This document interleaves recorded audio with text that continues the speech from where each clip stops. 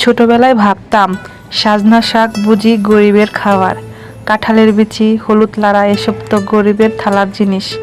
কিন্তু মা যখন ভাতের প্লেটে বাজি দিতেন সেই গ্রানে পেট ভরে যেত। একটু লবণ আর গরম ভাতের সাথে এক মুঠো সাজনা শাক, কি তৃপ্তি! আজ বাজারে যাই, সাজনা শাক দেখি কড়া দামে বিক্রি করা হয়, আর কাঁঠালের বিচি কিনবো, দাম শুনে হেসে ফেলি। সেই হলুদ লাড়া যেটা একসময় পাত্তাও পেত না, এখন নাকি সেটা ডেলিকেসি।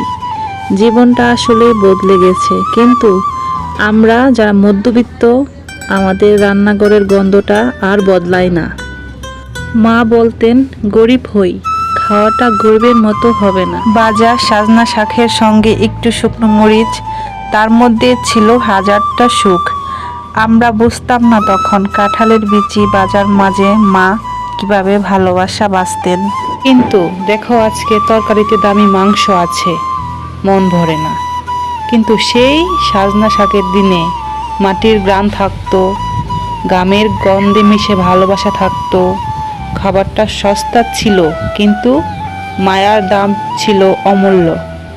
তাই আমরা আগের দিনগুলো ফিরে পাওয়ার জন্য একটু চেষ্টা করি, আগের মতো খাবার খাওয়ার মতো চেষ্টা করি, কিন্তু সেই শান্তি, সেই সুখ আর কখনো ফিরে পাওয়া যাবে না।